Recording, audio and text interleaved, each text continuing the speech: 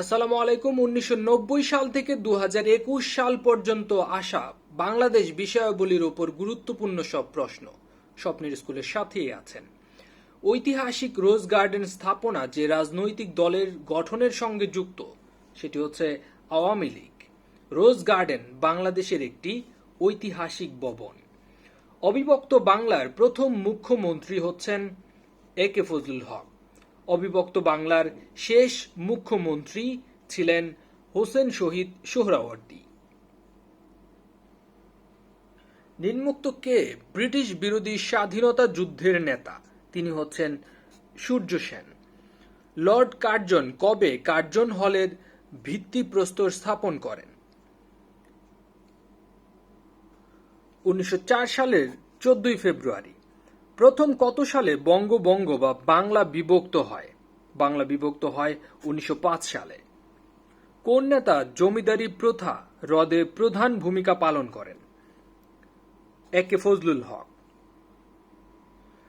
১৯৪৭ সালের সীমানা কমিশন যে কমিশন নামে পরিচিত, রেডক্লিফ কমিশন নামে পরিচিত, ব্রিটিশ শাসনামলে কোন সালে ঢাকাকে প্রাদেশিক রাজধানী করা হয়?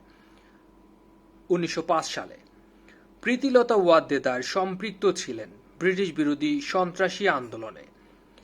ইলা মৃত্য অংশগ্রহণ করেন তেভাগা আন্দোলনে।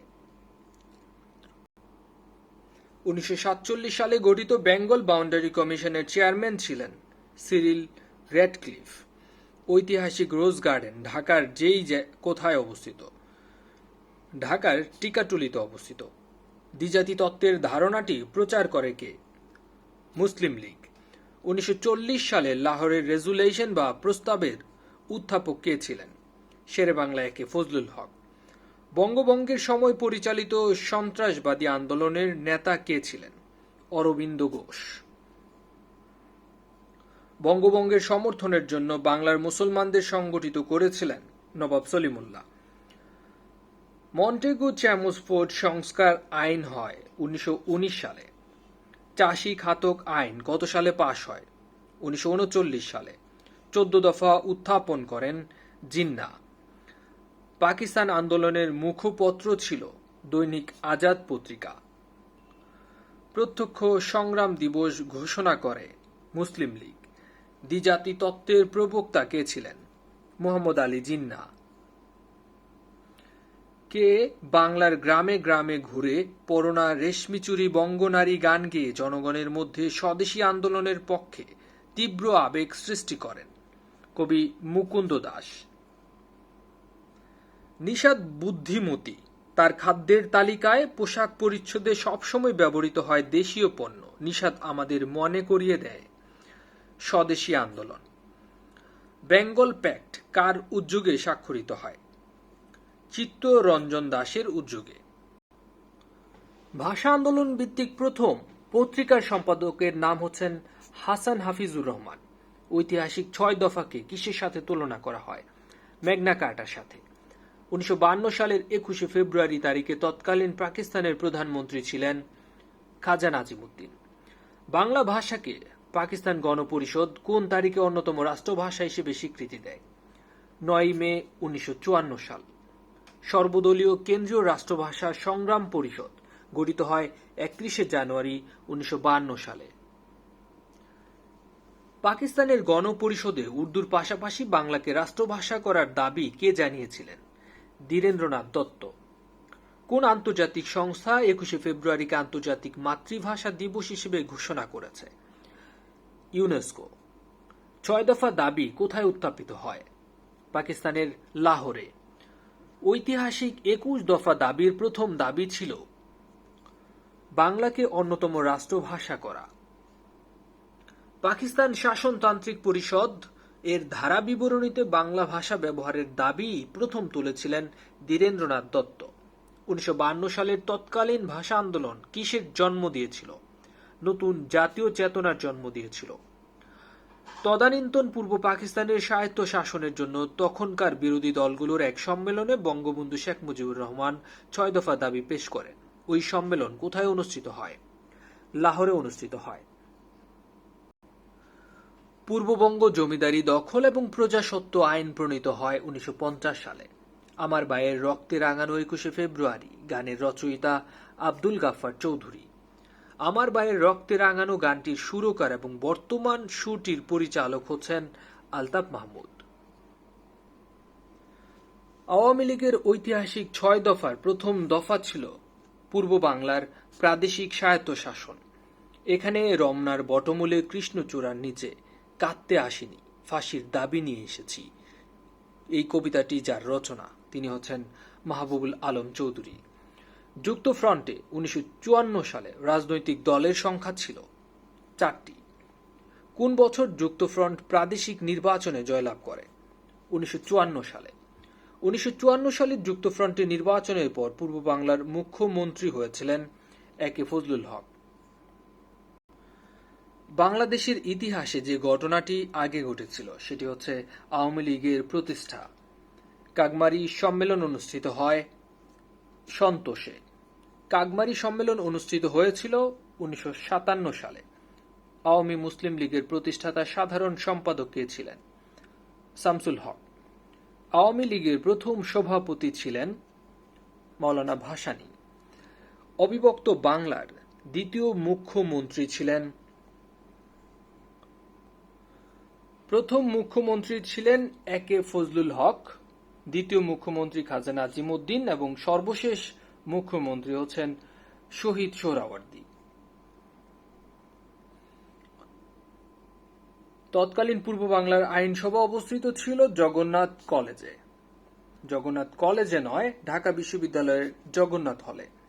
প্রাক্তন পাকিস্তানকে বিদায় জানাতে আসসালামু আলাইকুম জানিয়েছিলেন কে? মাওলানা ভাসানী। 1954 সালে পূর্ব পাকিস্তান প্রাদেশিক নির্বাচনে যুক্তফ্রন্টভুক্ত রাজনৈতিক দল 9 কোনটি? রাজনৈতিক দল ছিল আওয়ামী লীগ, নেজামে ইসলাম, কৃষক প্রজা পার্টি, কিন্তু ন্যাশনাল আওয়ামী লীগ ছিল না। নিচের কোন ব্যক্তিত্বকে আগরতলা ষড়যন্ত্র মামলায় বন্দী অবস্থায় হত্যা করা হয়? সার্জেন্ট জহুরুল হককে। তৎকালীন পাকিস্তানে বাংলা ভাষা রাষ্ট্রভাষা হিসেবে স্বীকৃতি লাভ করে 1956 সালে। 1956 সালে কোয়ালিশন সরকারের মন্ত্রিসভায় বঙ্গবন্ধু শেখ মুজিবুর রহমান কোন দপ্তরের মন্ত্রী ছিলেন? তিনি ছিলেন শিল্প, বাণিজ্য এবং শ্রম মন্ত্রণালয়ের মন্ত্রী। কোন সালে প্রথম আন্তর্জাতিক মাতৃভাষা দিবস পালিত হয়? 2000 সালে। জহির রায়হানের আরেক ফাল্গুন উপন্যাসটির পটভূমি কি ছিল? 21শে ফেব্রুয়ারির ভাষা আন্দোলন। মুনীর চৌধুরীর কবর নাটকের পটভূমি হচ্ছে 1952 সালের ভাষা আন্দোলন। কেন্দ্রীয় শহীদ মিনার প্রথম কোন তারিখে নির্মিত হয়? 23শে ফেব্রুয়ারি 1952 সালে। বঙ্গবন্ধু কর্তৃক 6 দফা ঘোষণা করা হয় 5 ফেব্রুয়ারি 1966 সালে। বাংলাদেশের মুক্তিযুদ্ধে সর্বপ্রথম নিচের কোন এলাকা মুক্ত হয়? সর্বপ্রথম মুক্ত হয় যশোর জেলা, অর্থাৎ এখানে সেই অপশনটি নেই, অর্থাৎ কোনটি নয়। পাকিস্তানের প্রথম জাতীয় পরিষদের নির্বাচন অনুষ্ঠিত হয় 1970 সালে। সর্বদলীয় রাষ্ট্রভাষা কর্ম পরিষদ কবে গঠন করা হয়? এখানে কোনটি নয়। এই নামে কোনো পরিষদ আছে কিনা সেটা আমার জানা নেই। আমার জানা মতে সর্বদলীয় কেন্দ্রীয় রাষ্ট্রভাষা সংগ্রাম পরিষদ, যেটি বাংলা ভাষা আন্দোলনের সময় পূর্ব বাংলার একটি প্রথম সারির রাজনৈতিক দল ছিল, যেটি গঠিত হয়েছিল 1952 সালের 31শে জানুয়ারি ঢাকা বিশ্ববিদ্যালয়ের বার লাইব্রেরি হলে একটি সভায় এই দল গঠন করা হয়, যার সভাপতি ছিলেন মাওলানা আব্দুল হামিদ খান ভাসানী। কত সালে পাকিস্তান গণপরিষদ বাংলাকে রাষ্ট্রভাষার স্বীকৃতি দেয়? 1954 সালে। ঐতিহাসিক 21শে ফেব্রুয়ারি বাংলা কত তারিখ ছিল? বাংলায় ছিল 8ই ফাল্গুন। 1954 সালে সাধারণ নির্বাচনে যুক্তফ্রন্টের নির্বাচনী ইশতেহার কয়টি দফা ছিল? দফা ছিল 21টি। জাতির জনক বঙ্গবন্ধু শেখ মুজিবুর রহমান 6 দফা কোন সালে এবং কোথায় ঘোষণা করেন? 1966 সালে লাহোরে ঘোষণা করেন। বাঙালির বেঁচে থাকার সনদ 6 দফা আন্দোলন হয়েছিল 1966 সালে। 1970 সালে সাধারণ পরিষদ নির্বাচনে আওয়ামী লীগ লাভ করেছিল কতটি আসন? 167টি আসন। বাংলাদেশ আওয়ামী লীগ কোন সনে প্রতিষ্ঠিত হয়? এটি প্রতিষ্ঠিত হয় 1949 সালে। কোন সালে বাংলাকে রাষ্ট্রভাষা হিসেবে সাংবিধানিক স্বীকৃতি দেওয়া হয়? সাংবিধানিক স্বীকৃতি দেওয়া হয় 1956 সালে। আর রাষ্ট্রভাষা সংগ্রাম পরিষদ গঠন করা হয় 1947 সালে। ভাষা আন্দোলনের সূত্রপাত হয় 1948 সালে। তমুদ্দুন মজলিস সাংস্কৃতিক এই সংগঠনটি প্রতিষ্ঠিত হয়েছিল 1947 সালে। রাষ্ট্রভাষার আন্দোলন অঙ্কুরিত হয় 1947 সালে আর মহিরূপে পরিণত হয় এটি 1952 সালে। পূর্ব বাংলার যুক্তফ্রন্টের মন্ত্রিসভায় প্রথম মুখ্যমন্ত্রীর নাম একে ফজলুল হক। কোন সালে পাকিস্তানে প্রথম সামরিক শাসন জারি করা হয়?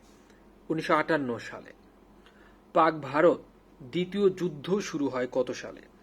1965 সালে। আসাদ শহীদ হন 1969 সালের 20 জানুয়ারি। সর্বদলীয় ছাত্র সংগ্রাম পরিষদ গণ অভ্যুত্থানে কয় দফা কর্মসূচি ঘোষণা করে? 11 দফা। ভাষা আন্দোলনের সাথে জড়িত প্রতিষ্ঠান তমুদ্দুন মজলিস কার নেতৃত্বে গঠিত হয়? অধ্যাপক আবুল কাশেম। তমুদ্দুন মজলিস সংগঠনটি জড়িত ভাষা আন্দোলনের সাথে। কে 52 ভাষা আন্দোলনের শহীদ নয়? আসাদ। আসাদ হচ্ছে 69 গণ অভ্যুত্থানের নায়ক, যার নিজ জেলা নরসিংদীতে। 1952 সালের 21 ফেব্রুয়ারি বাংলা কত সাল ছিল? বাংলা ছিল 1358 সাল। 1952 সালের ভাষা আন্দোলনের সময় পাকিস্তানের গভর্নর জেনারেল ছিলেন? এখানে মূলত উত্তর নেই, এর সঠিক উত্তর হচ্ছে মালিক মোহাম্মদ ফিরোজ খান নুন। ভাষা আন্দোলনের সময় পূর্ব বাংলা ভাষা কমিটি এর সভাপতি ছিলেন আকরাম খাঁ। পূর্ব বাংলা প্রাদেশিক নির্বাচন অনুষ্ঠিত হয় 1954 সালে। পূর্ব বাংলা প্রাদেশিক পরিষদে কতটি আসন ছিল? আসন ছিল 309টি। পূর্ব বাংলায় যুক্তফ্রন্ট মন্ত্রিসভার প্রথম মুখ্যমন্ত্রী ছিলেন একে ফজলুল হক। জাতিসংঘের কোন সংস্থা বঙ্গবন্ধুর 7 মার্চের ভাষণকে ওয়ার্ল্ড ডকুমেন্টারি হেরিটেজ হিসেবে স্বীকৃতি দেয়? ইউনেস্কো। এবারের সংগ্রাম আমাদের মুক্তির সংগ্রাম, এবারের সংগ্রাম স্বাধীনতার সংগ্রাম। জাতির পিতা বঙ্গবন্ধু শেখ মুজিবুর রহমান এই ভাষণটি 1971 সালে যে তারিখে দিয়েছিলেন সেটি হচ্ছে 7 মার্চ। ইউনেস্কো কবে বঙ্গবন্ধুর 7 মার্চের ভাষণকে বিশ্বের প্রামাণ্য ঐতিহ্য হিসেবে ঘোষণা করে? 2017 সালে। দিনটি হচ্ছে 30 অক্টোবর। বঙ্গবন্ধুর জেল জীবন এর উপর রচিত বইয়ের নাম হচ্ছে 3053 দিন। আইনগত কাঠামো আদেশের ঘোষককে? ইয়াহিয়া খান। 7 মার্চ 1971 এ জাতির পিতা বা জাতির জনক বঙ্গবন্ধু শেখ মুজিবুর রহমান ভাষণ দিয়েছিলেন 18 মিনিট। পদ্মা মেঘনা যমুনা তোমার আমার ঠিকানা কোন সময়ের স্লোগান এটি? 1971 সালের অসহযোগ আন্দোলনের সময়কার স্লোগান। 1971 সালের 7 মার্চ বঙ্গবন্ধু তার ঐতিহাসিক ভাষণটি দিয়েছিলেন সোহরাওয়ার্দী উদ্যানে, তৎকালীন রেসকোর্স ময়দানে। 7 মার্চ 1971 বিখ্যাত কারণ হচ্ছে বঙ্গবন্ধুর ভাষণের জন্য। আমেরিকান ম্যাগাজিন নিউজ উইকে পয়েট অফ পলিটিক্স বা রাজনীতির কবি হিসেবে আখ্যায়িত করা হয় বঙ্গবন্ধু শেখ মুজিবুর রহমানকে। 1971 সালের 7 মার্চ বঙ্গবন্ধু কোথায় ভাষণ দিয়েছিলেন? ঢাকার রেসকোর্স ময়দানে। 7 মার্চের ভাষণে বঙ্গবন্ধু কয়টা দফা উত্থাপন করেন? 4টি দফা।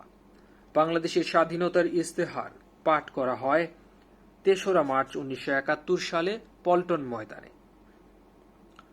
বঙ্গবন্ধু শেখ মুজিবুর রহমানকে জাতির জন্য ঘোষণা করা হয় 1971 সালের 3রা মার্চ। অপারেশন সার্চলাইটের পরিকল্পনাকারী ছিল রাও ফরমান আলী। 1971 সালের 25 মার্চ দিনটি ছিল বৃহস্পতিবার। পোড়ামাটি নীতি কোন বাহিনীর জন্য প্রযোজ্য ছিল? প্রযোজ্য ছিল পাকিস্তান সেনাবাহিনীর। মুক্তিযুদ্ধের প্রথম সশস্ত্র প্রতিরোধ কোথায় সংঘটিত হয়? গাজীপুরে। শেখ মুজিবুর রহমানকে বন্দী করে করাচিতে নিয়ে যাওয়া হয় 1971 সালের 26শে মার্চ রাতে। হানাদার পাকিস্তানি সৈন্যরা কখন ধানমন্ডির বাড়ি আক্রমণ করে 1971 সালের 25শে মার্চ। স্বাধীন বাংলাদেশের সাংবিধানিক ঘোষণা কোন তারিখে হয়? 26শে মার্চ 1971 সালে। 1971 সালের 25শে মার্চ ছিল বৃহস্পতিবার। নিচের কোন দুটি দেশের স্বাধীনতার ঘোষণাপত্র রয়েছে? বাংলাদেশ এবং যুক্তরাষ্ট্রের। বাংলাদেশের স্বাধীনতার ঘোষণা পাঠ করেন কে? অধ্যাপক ইউসুফ আলী। তৎকালীন মেজর জিয়াউর রহমান কোন বেতার কেন্দ্র থেকে বাংলাদেশের স্বাধীনতা ঘোষণা করেন? কালুরঘাট বেতার কেন্দ্র থেকে। শুধু একটি নম্বর 32 উল্লেখ করলেই ঢাকার একটি বিখ্যাত বাড়িকে বোঝায়, আর বাড়িটি হচ্ছে ধানমন্ডি, ঢাকার সেই সময়কার 32 নম্বরের বঙ্গবন্ধুর বাসভবন। মুজিবনগর সরকারের অস্থায়ী সদর দপ্তর ছিল কলকাতার থিয়েটার রোড। মুক্তিযুদ্ধকালে বাংলাদেশ সরকারের সর্বদলীয় উপদেষ্টা কমিটির চেয়ারম্যান ছিলেন আব্দুল হামিদ খান ভাসানী। মুজিবনগর সরকারের স্বরাষ্ট্রমন্ত্রী ছিলেন AHM কামরুজ্জামান। বাংলাদেশের প্রথম রাষ্ট্রপতির নাম বঙ্গবন্ধু শেখ মুজিবুর রহমান। অস্থায়ী রাষ্ট্রপতি সৈয়দ নজরুল ইসলাম আর প্রধানমন্ত্রী তাজউদ্দিন আহমেদ। বাংলাদেশে অস্থায়ী সরকার গঠিত হয় 10 এপ্রিল 1971 সালে। মুজিবনগর সরকারের শপথ বাক্য পাঠ করান অধ্যাপক ইউসুফ আলী। বাংলাদেশে অস্থায়ী সরকারের প্রথম প্রধানমন্ত্রী ছিলেন কে? প্রথম প্রধানমন্ত্রী ছিলেন তাজউদ্দিন আহমেদ। নিচের কোন দুটি দেশের স্বাধীনতার ঘোষণাপত্র রয়েছে? বাংলাদেশ এবং যুক্তরাষ্ট্র। প্রবাসী সরকারের স্বাধীনতার ঘোষণাপত্র পাঠ করেন অধ্যাপক ইউসুফ আলী। গণপ্রজাতন্ত্রী বাংলাদেশ সরকার আনুষ্ঠানিকভাবে আত্মপ্রকাশ করে 10 এপ্রিল 1971 সালে। বাংলাদেশের প্রথম অস্থায়ী রাজধানীর নাম ছিল মুজিবনগর। 1971 সালের কত তারিখে মুজিবনগর সরকার গঠিত হয়? 10 এপ্রিল। মুজিবনগর সরকারের ত্রাণ ও পুনর্বাসন মন্ত্রী ছিলেন AHM কামরুজ্জামান। বাংলাদেশের মুক্তিযুদ্ধের সর্বাধিনায়ক ছিলেন বঙ্গবন্ধু শেখ মুজিবুর রহমান। মুক্তিযুদ্ধের প্রধান সেনাপতি ছিলেন MAG উসমানী, যার বাসা হচ্ছে সিলেটে। মুজিবনগর অবস্থিত মেহেরপুর জেলায়। আনুষ্ঠানিকভাবে স্বাধীনতার ঘোষণাপত্র জারি করা হয় 10 এপ্রিল 71 সালে। মুজিবনগরের কোন তারিখে স্বাধীনতার ঘোষণা হয়েছিল? 10 এপ্রিল। আর গণপ্রজাতন্ত্রের ঘোষণা হয়েছিল, এটিও মূলত জারি হয়েছিল 10 এপ্রিল, কিন্তু অনেকেই কনফিউজড হয়ে 17 এপ্রিল দাগিয়ে থাকেন। কিন্তু 17 এপ্রিল হচ্ছে শপথ গ্রহণ অনুষ্ঠান পরিচালনা করা হয়। আর 17 এপ্রিল 1971 সালে মুজিবনগর সরকারের শপথ গ্রহণ অনুষ্ঠান পরিচালনা করেন আব্দুল মান্নান। মুজিবনগর সরকারের অর্থমন্ত্রী ছিলেন M মনসুর আলী। বাংলাদেশের স্বাধীনতা যুদ্ধে চিফ অফ স্টাফের দায়িত্ব পালন করেন লেফটেন্যান্ট কর্নেল MA রব। বাংলাদেশ বিমান বাহিনীর প্রথম প্রধান ছিলেন air vice marshal AK Khandakar. 1971 সালে মুক্তিযুদ্ধ চলাকালীন সময়ে দ্য কনসার্ট ফর বাংলাদেশ অনুষ্ঠিত হয় মেডিসন স্কয়ার গার্ডেনে। নিচের কোন মার্কিন সঙ্গীত শিল্পী কনসার্ট ফর বাংলাদেশে উপস্থিত ছিলেন না ব্রুস স্প্রিংস্টিন, কিন্তু লিওন রাসেল, বিলি প্রেস্টন এবং বব ডিলার তারা উপস্থিত ছিলেন। 1971 মুক্তিযুদ্ধের সময় বিশ্বের কাছে বাংলাদেশকে তুলে ধরেন সাইমন রিং, জর্জ হ্যারিসন, পণ্ডিত রবি শঙ্কর, অর্থাৎ অল অফ দ্যাম। 1971 মুক্তিযুদ্ধের সময় বিশ্বের কাছে বাংলাদেশকে তুলে ধরেছিলেন জর্জ হ্যারিসন, পণ্ডিত রবি শঙ্কর এবং সাইমন রিং। এই প্রশ্নটা বাংলায় ছিল। মুক্তিযুদ্ধের উপর রচিত কবিতা সেপ্টেম্বর অন যশোর রোড এর রচয়িতা অ্যালেন গিন্সবার্গ। 1971 সালে অনুষ্ঠিত কনসার্ট ফর বাংলাদেশের শিল্পী ছিলেন জর্জ হ্যারিসন। জর্জ হ্যারিসন বাদক দলের সদস্য ছিল, যেই দল, সেটা দলের নাম হচ্ছে বিটলস। 1971 সালে জর্জ হ্যারিসন কার আহ্বানে বাংলাদেশে কনসার্টে যোগ দেন? রবি শঙ্করের আহ্বানে।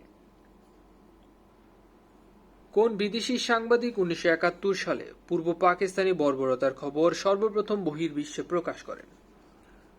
Simon drink. বীরশ্রেষ্ঠ হামিদুর রহমানের পদমর্যাদা ছিল সিপাহী।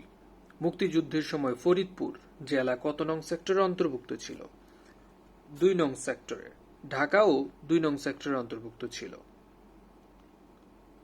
Who became the first martyr in our liberation war among the 7 বীরশ্রেষ্ঠ? মোহাম্মদ মুস্তফা কামাল, তিনিই প্রথম শহীদ হয়েছিলেন। বীরশ্রেষ্ঠ সিপাহী মোহাম্মদ হামিদুর রহমান যে সেক্টরে যুদ্ধ করেন? তিনি 4 নং সেক্টরে যুদ্ধ করেছিলেন। মেজর সিআর দত্ত মুক্তিযুদ্ধের যে সেক্টরের কমান্ডার ছিলেন? 4 নং সেক্টরে। মুক্তিযুদ্ধের সময় মুজিবনগর ছিল 8 নং সেক্টরের অধীনে।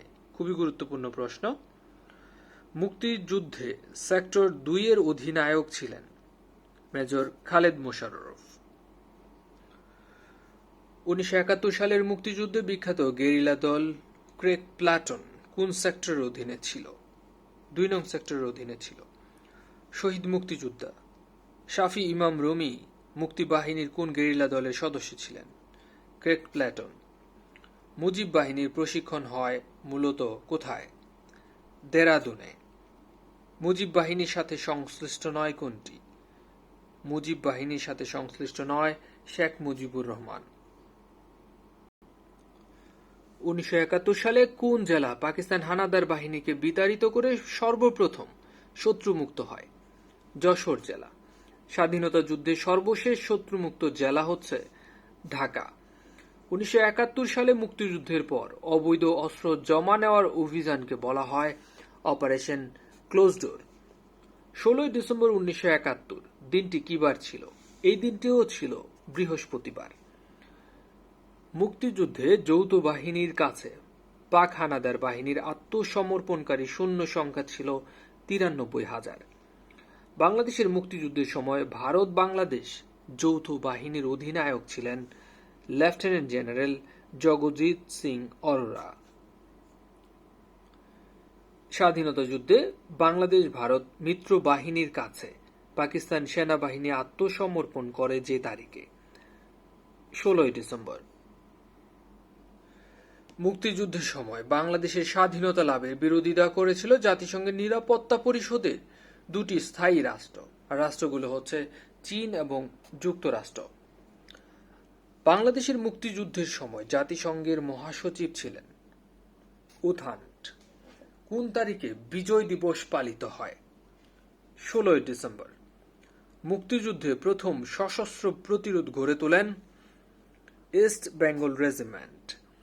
মুক্তিযুদ্ধের আত্মসমর্পণের দলিল কোথায় স্বাক্ষরিত হয়? সোহরাওয়ার্দী উদ্যানে। 16 ডিসেম্বর 1971 সালে কোন পাকিস্তানি জেনারেল ঢাকার রেসকোর্সে মিত্র বাহিনীর নিকট আত্মসমর্পণ করেন? তিনি হচ্ছেন জেনারেল নিয়াজি। বাংলাদেশকে স্বাধীন দেশ হিসেবে স্বীকৃতি দানকারী দ্বিতীয় দেশ হচ্ছে ভারত। বাংলাদেশকে স্বীকৃতি দানকারী প্রথম অনারব মুসলিম দেশ মালয়েশিয়া। প্রথম ইউরোপীয় দেশ হচ্ছে পূর্ব জার্মানি। আর প্রথম স্বীকৃতি দানকারী দেশ হচ্ছে ভুটান। বাংলাদেশকে মার্কিন যুক্তরাষ্ট্র স্বীকৃতি দান করে 4 এপ্রিল 1972 সালে। 71-এর চিঠি, এটি মূলত মুক্তিযোদ্ধাদের পত্র সংকলন। দ্য লিবারেশন অব বাংলাদেশ এই গ্রন্থের রচয়িতা general Sukhwant Singh. Bangladesh the unfinished revolution এই গ্রন্থটির রচয়িতা লরেন্স লিফশোলৎস। 71-এর দিনগুলি এই বইটির লেখক জাহানারা ইমাম। ব্লাড টেলিগ্রাম বইটির রচয়িতা অ্যান্থনি মাসকেরেনাস। উত্তরটি এখানে ভুল আছে। এর সঠিক উত্তর হবে জেরি জে ব্যাস। এই বইটির মূলত নাম ছিল the blood telegram, Nixon, Kissinger and a forgotten genocide. Operation সার্চলাইটে বাঙালিদের গণহত্যার বিবরণ সম্বলিত বিয়ন্ড দ্য কিলিং ফিল্ডস বইটি লিখেছেন যে সাংবাদিক, তিনি হচ্ছেন Sydney Schanberg. Making of a nation Bangladesh এই গ্রন্থের রচয়িতা নুরুল ইসলাম। সারেন্ডার অ্যাট ঢাকা এই বইটির লেখক লেফটেন্যান্ট জেনারেল আর জ্যাকব।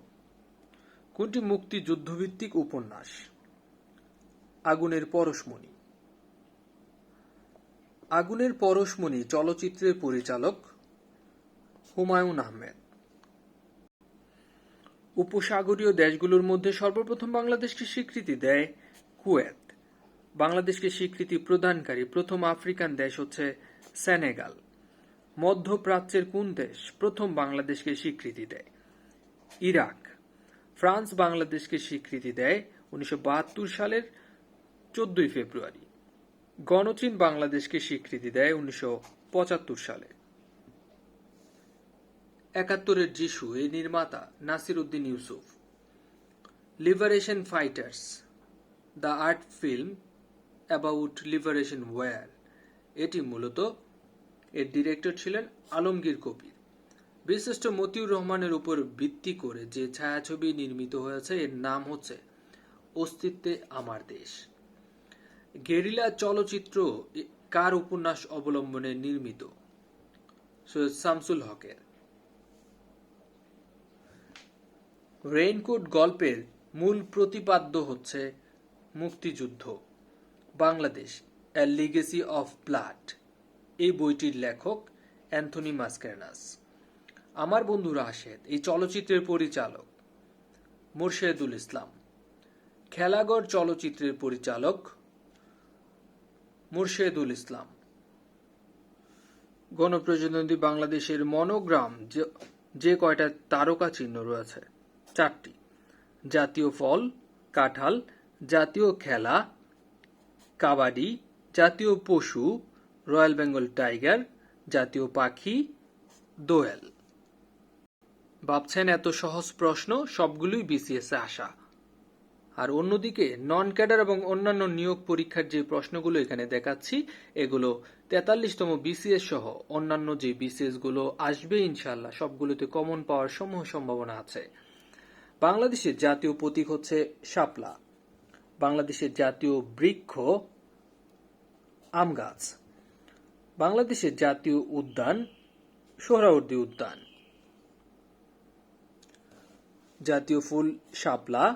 বাংলাদেশের জাতীয় প্রতীকে তারকা চিহ্ন রয়েছে 4টি। শাপলা বাংলাদেশের জাতীয় ফুল যেহেতু বাংলাদেশে প্রচুর শাপলা জন্মে। বাংলাদেশের জাতীয় পতাকা সরকারিভাবে গৃহীত হয় 17 জানুয়ারি 1972 সালে। বাংলাদেশের জাতীয় পতাকার ডিজাইনার কামরুল হাসান। বাংলাদেশের জাতীয় পতাকার মাপের অনুপাত হচ্ছে 10:6 অথবা 5:3। বিদেশি কোন মিশনে বাংলাদেশের পতাকা প্রথম উত্তোলন করা হয়? কলকাতা মিশনে। বাংলাদেশের মানচিত্র প্রথম এঁকেছিলেন major James Rennell. Arm forces day অর্থাৎ সশস্ত্র বাহিনী দিবস পালন করা হয় 21শে নভেম্বর। মুজিবনগর দিবস পালন করা হয় 17 এপ্রিল। বাংলাদেশের স্বাধীনতা দিবস 26শে মার্চ। 1969 সালের গণ অভ্যুত্থান দিবস 24শে জানুয়ারি। ডায়াবেটিস সচেতনতা দিবস 28শে ফেব্রুয়ারি। জাতীয় শোক দিবস 15ই আগস্ট। নিচের কোনটি সর্বজন স্বীকৃত প্রাচীন সংস্কৃতির ধারক? এটি হচ্ছে বৈশাখী মেলা। জেল হত্যা দিবস 3রা নভেম্বর। রাষ্ট্রীয়ভাবে 15 আগস্টকে জাতীয় শোক দিবস হিসেবে কখন থেকে পালন করা হয়? 1996 সাল থেকে। জগন্নাথ বিশ্ববিদ্যালয় দিবস 20শে অক্টোবর। শহীদ আসাদ দিবস পালন করা হয় 20শে জানুয়ারি। জাতীয় কৃষি দিবস উদযাপন করা হয় 15ই নভেম্বর। বাংলাদেশের সশস্ত্র বাহিনী দিবস 21শে নভেম্বর। গারো উপজাতিরা যে জেলায় বাস করে? ময়মনসিংহ জেলায়। চাকমা জনগোষ্ঠীর লোক সংখ্যা সর্বাধিক কোথায়? রাঙ্গামাটি জেলায়। জুম চাষ হয় খাগড়াছড়িতে। বাংলাদেশের কোন উপজাতিটি মাতৃতান্ত্রিক? গারো উপজাতি। যে জেলায় হাজংদের বসবাস নেই সিলেট জেলায়। কোন উপজাতি বা ক্ষুদ্র নৃগোষ্ঠীর ধর্ম ইসলাম বা বাংলাদেশে বসবাসকারী যে উপজাতিরা মুসলমান তারা হচ্ছে পাঙ্গন উপজাতি। খাসিয়া গ্রামগুলো যে নামে পরিচিত? পুঞ্জি নামে পরিচিত। বাংলাদেশের কোন উপজাতিরা বিজু উৎসব পালন করে? চাকমা উপজাতিরা। ওয়াঙ্গালা উৎসব উদযাপন করেন গারোরা। মাতৃসূত্রীয় পরিবার ব্যবস্থার উদাহরণ হচ্ছে গারো এবং খাসিয়া। বাংলাদেশের কোন নৃগোষ্ঠী সমতলে বসবাস করে? সাঁওতালরা সমতলে বসবাস করে। পার্বত্য চট্টগ্রামের বিজু উৎসবটি কখন পালন করা হয়? পহেলা বৈশাখে। বেদে বা বাইদ্যা নামে পরিচিত ভ্রাম্যমাণ জনগোষ্ঠীর আদি নাম ছিল মন্তং। বাংলাদেশের ত্রিপুরা আদিবাসী গোষ্ঠী কোন ধর্মবিশ্বাসের অনুসারী? হিন্দু ধর্মবিশ্বাসের অনুসারী। কোনটি পিতৃতান্ত্রিক আদিবাসী সম্প্রদায়? পিতৃতান্ত্রিক হচ্ছে সাঁওতাল এবং মারমা। গারো সম্প্রদায় নিজেদের মান্দি বলে পরিচয় দেয়। মান্দি শব্দের অর্থ হচ্ছে মানুষ। বাংলাদেশের কোন ক্ষুদ্র নৃগোষ্ঠীর ভাষার নাম মান্দি? গারোদের ভাষার নাম মান্দি। বিজু বলতে কি বোঝায়? বিজু বলতে বোঝায় বর্ষা উদযাপন। বৈশাখী উৎসব হচ্ছে বর্ষবরণ। বাংলাদেশে কোন নৃগোষ্ঠীর বাস নেই অর্থাৎ বসবাস করে না? জুলু, যারা আফ্রিকায় বসবাস করে। নৃগোষ্ঠী সাংস্কৃতিক একাডেমি বিরিশিরি অবস্থিত নেত্রকোনায়। বাংলাদেশের গারো সমাজে কোন ধরনের পরিবার দেখা যায়? মাতৃবাস পরিবার। মণিপুরীদের পূর্বপুরুষের নাম ছিল মাইতে। সাঁওতালদের গ্রাম প্রধানকে বলা হয় মাঝি। জুম চাষের বিকল্প পদ্ধতি কোনটি? সল্ট পদ্ধতি। গারোদের উর্বরতার দেবতার নাম কি? শালজং। ঝুমুর গান কোন সম্প্রদায়ের পার্বণ? এটি সাঁওতালদের পার্বণ। বিজু উৎসব কতদিন যাবৎ পালন করা হয়? 3 দিন।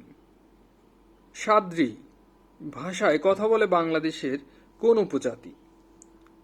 ওরাও উপজাতি। মগদের ধর্মীয় ভাষা কোনটি? মগদের ধর্মীয় ভাষা হচ্ছে পালি। বাংলাদেশের কোন জাতিসত্তার ভাষার নাম মান্দি খুশিক? গারোদের ভাষার নাম মান্দি খুশিক। বাংলাদেশের পোস্টাল একাডেমি অবস্থিত রাজশাহীতে। স্বাধীনতার প্রথম ডাক টিকেটে যে ছবি ছিল সেটি হচ্ছে শহীদ মিনারের ছবি। ফিলাটেলি শব্দটি কোন বিষয়ের সাথে সম্পর্কিত? ফিলাটেলি শব্দটি ডাক বিভাগের সাথে সম্পর্কিত। বাংলাদেশে পোস্টাল কোড চালু হয় কত সালে? 1986 সালে। মুজিবনগর সরকারের ডাক টিকেটের ডিজাইনার কে ছিলেন? বিমান মল্লিক। বাংলাদেশ ডাক বিভাগে পোস্ট ইপে নামে মোবাইল ব্যাংকিং শুরু হয় কবে থেকে? 16 ডিসেম্বর 2012 সালে। কোন দেশের ডাক টিকেটে সে দেশের নাম লেখা থাকে না? যুক্তরাজ্যে। বিশ্বের কোন দেশের সাথে বাংলাদেশের ডাক যোগাযোগ নেই? ইসরায়েলের সাথে। বাংলাদেশ ডাক বিভাগ গ্যারান্টেড এক্সপ্রেস পোস্ট কখন চালু করে? এটি চালু করেছিল 1984 সালে। বাংলাদেশের ডাক বিভাগের মনোগ্রামে লেখা আছে সেবাই আদর্শ।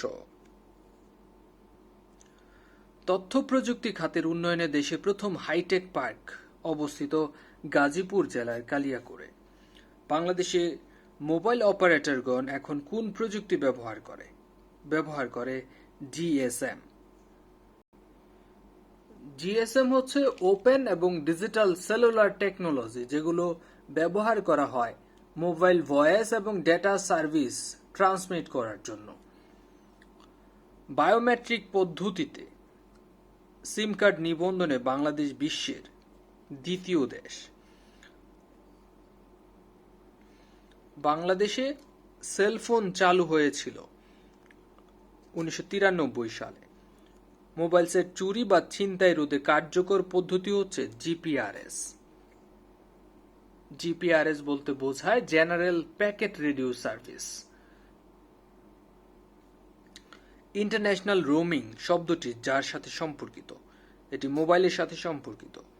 বাংলাদেশের কোথায় সাবমেরিন ল্যান্ডিং স্টেশন স্থাপন করা হয়? কক্সবাজারে। বিশ্বের কোন রাষ্ট্রের সাথে বাংলাদেশের যোগাযোগ নেই বা টেলিযোগাযোগ নেই? ইসরায়েলের সাথে। বঙ্গবন্ধু স্যাটেলাইট 1 এর মেয়াদকাল 15 বছর। বঙ্গবন্ধু 1 স্যাটেলাইটের তত্ত্বাবধানে থাকবে বাংলাদেশের যে প্রতিষ্ঠানটি, সেটি হচ্ছে বিটিআরসি।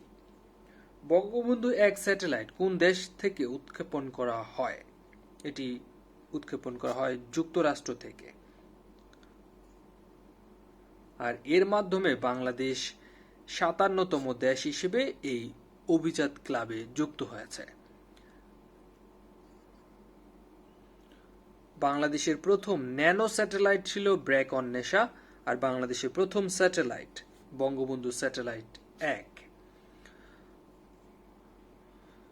বাংলাদেশের নদ নদী থেকে যে প্রশ্নগুলো বারবার পরীক্ষায় আসে, পলল পাখা জাতীয় ভূমিরূপ গড়ে ওঠে নদীর নিম্ন অববাহিকায়।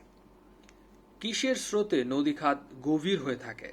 জোয়ার ভাটার স্রোতে। বাংলাদেশের নদী গবেষণা ইনস্টিটিউট যেখানে অবস্থিত, এটি হচ্ছে ফরিদপুরে অবস্থিত। বাংলাদেশের কোথায় সুরমা ও কুশিয়ারা নদী মিলিত হয়ে মেঘনা নাম ধারণ করেছে? আজমিরিগঞ্জে। বাংলাদেশের কোথায় সুরমা এবং কুশিয়ারা নদী মিলিত হয়ে মেঘনা নাম ধারণ করেছে? এর উত্তর হচ্ছে ভৈরব। একই রকম প্রশ্নের দুই রকম উত্তর হওয়ার কারণ হচ্ছে সুরমা এবং কুশিয়ারা হবিগঞ্জের আজমিরিগঞ্জে মিলিত হয়ে কালনী নাম ধারণ করেছে, আর ভৈরব বাজারের নিকট মেঘনা নাম ধারণ করে এবং তারপর বঙ্গোপসাগরে পতিত হয়েছে। কর্ণফুলী নদীর উৎস ভারতের মিজোরাম রাজ্যে। বাংলাদেশের নদীগুলোর মধ্যে সবচেয়ে দীর্ঘতম পথ অতিক্রম করেছে ব্রহ্মপুত্র নদী। বাঙালি এবং যমুনা নদীর সংযোগ কোথায় অবস্থিত? বগুড়া জেলায়। পদ্মা ও যমুনা কোথায় মিলিত হয়েছে? পদ্মা এবং যমুনা মিলিত হয়েছে গোয়ালন্দে। বাংলাদেশে প্রবেশের পর গঙ্গা নদী ব্রহ্মপুত্র যমুনার সাথে নিম্নোক্ত একটি জায়গায় মেশে, সেই জায়গাটি হচ্ছে গোয়ালন্দ। ধলেশ্বরী নদীর শাখা নদী হচ্ছে বুড়িগঙ্গা। হালদা নদী কিসের জন্য বিখ্যাত? মৎস্য প্রজনন কেন্দ্র হিসেবে বিখ্যাত। কোন নদী বাংলাদেশে উৎপত্তি হয়ে ভারতের মধ্য দিয়ে প্রবাহিত হয়েছে? কুলিক নদী। পদ্মা, মেঘনা ও ডাকাতিয়া নদী নিচের কোথায় মিলিত হয়েছে? চাঁদপুরে। চীন, ভারত এবং বাংলাদেশের মধ্য দিয়ে প্রবাহিত নদীর নাম হচ্ছে ব্রহ্মপুত্র নদী। যমুনা নদীর প্রাচীন নাম হচ্ছে জোনাই। ভুটান, ভারত ও বাংলাদেশের মধ্য দিয়ে প্রবাহিত আন্তঃসীমান্ত নদী হচ্ছে ব্রহ্মপুত্র নদী। বাংলাদেশের দীর্ঘতম নদ হচ্ছে ব্রহ্মপুত্র। গঙ্গা নদী বাংলাদেশে প্রবেশ করে যে নাম ধারণ করেছে সেটি হচ্ছে পদ্মা নদী। উত্তরবঙ্গের সুপ্রাচীন নদীর নাম হচ্ছে করতোয়া। কোন দুই নদীর মিলিত স্রোতধারা ভাটিতে মেঘনা নামে প্রবাহিত হয়? সুরমা, কুশিয়ারা। বান্দরবান কোন নদীর তীরে অবস্থিত? বান্দরবান অবস্থিত শঙ্খ নদীর তীরে। নরসিংদী কোন নদীর তীরে অবস্থিত? নরসিংদী শীতলক্ষ্যা নদীর তীরে অবস্থিত।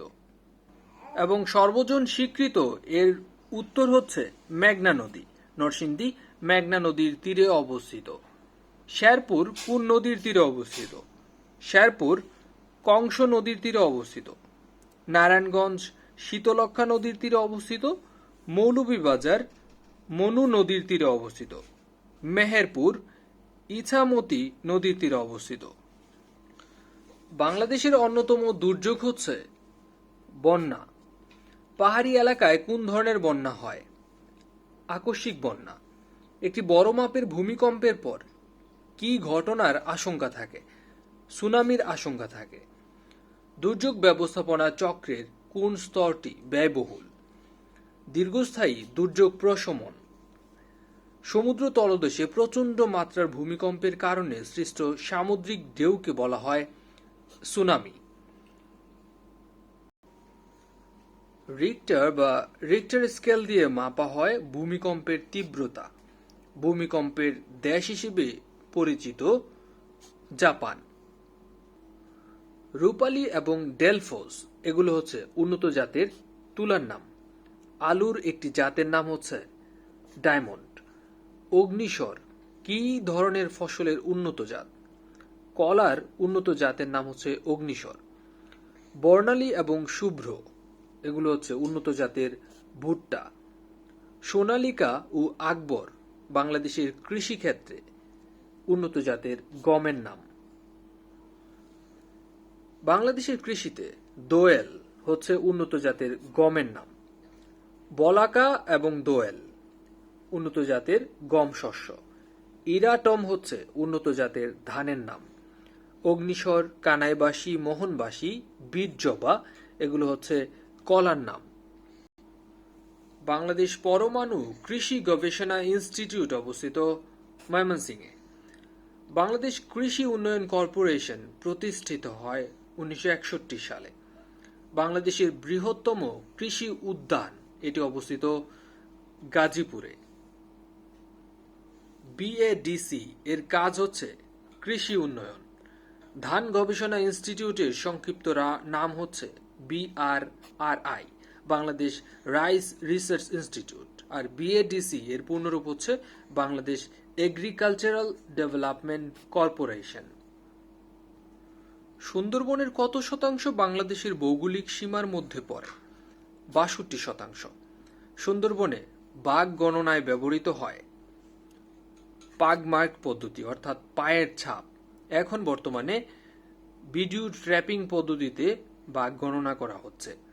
ম্যানগ্রোভ বলতে কি বোঝায়? ম্যানগ্রোভ হচ্ছে উপকূলীয় বন। বাংলাদেশের সুন্দরবনে কত প্রজাতির হরিণ দেখা যায়? 2 প্রজাতির। আমাদের দেশে বনায়নের ভূমিকা অত্যন্ত গুরুত্বপূর্ণ। এর কারণ হচ্ছে গাছপালা অক্সিজেন ত্যাগ করে পরিবেশকে নির্মল রাখে, জীবজগৎকে বাঁচায়। বাংলাদেশের অন্তর্গত সুন্দরবনের আয়তন কত বর্গ মাইল? 2400 বর্গ মাইল। অপরাজেয় বাংলার স্থপতি সৈয়দ আবদুল্লাহ খালেদ। ইউনেস্কোর কততম সম্মেলনে 21শে ফেব্রুয়ারিকে আন্তর্জাতিক মাতৃভাষা দিবস হিসেবে ঘোষণা করা হয়? 31তম সম্মেলনে। স্বোপার্জিত স্বাধীনতা ভাস্কর্যের নির্মাতা ছিলেন? স্বোপার্জিত স্বাধীনতা ভাস্কর্যের শিল্পী ছিলেন শিল্পী শামীম শিকদার। শামীম শিকদার নামটি ছেলেদের মতো হলেও তিনি মূলত ছিলেন একজন নারী ভাস্কর। তিনি ঢাকা বিশ্ববিদ্যালয়ের চারুকলা ইনস্টিটিউটের একজন অধ্যাপক ছিলেন। 2000 সালে তিনি পেয়েছিলেন 21শে পদক। রাজু ভাস্কর্যের স্থপতি শ্যামল চৌধুরী। মুজিবনগর স্মৃতিসৌধের স্থপতি হচ্ছেন তানভীর আহমেদ। সংগ্রাম ভাস্কর্যটি কোথায় অবস্থিত? সংগ্রাম ভাস্কর্যটি অবস্থিত সোনারগাঁয়ে। অদম্য বাংলা এই ভাস্কর্যটি অবস্থিত খুলনা বিশ্ববিদ্যালয়ে। চাইল্ড ফিলোসফার এই ভাস্কর্যের ভাস্কর হচ্ছে নবের আহমেদ। আজকে এই পর্যন্তই। আশা করছি এই ভিডিওটি আপনার কনফিডেন্সকে আরো অনেক বেশি বাড়িয়ে দিবে। ভিডিওটি কেমন লেগেছে অবশ্যই জানাবেন, আর কোনো ধরনের কনফিউশন থাকলে কমেন্টসে জানাবেন, আমরা তার ব্যাখ্যা দেওয়ার চেষ্টা করব। ইনশাআল্লাহ আরো একটি পর্বের মাধ্যমে বাংলাদেশ বিষয়াবলীর অন্যান্য প্রশ্নগুলোকে আমরা কভার করব। ততক্ষণ পর্যন্ত স্বপ্নের স্কুলের সাথেই থাকুন। আসসালামু আলাইকুম।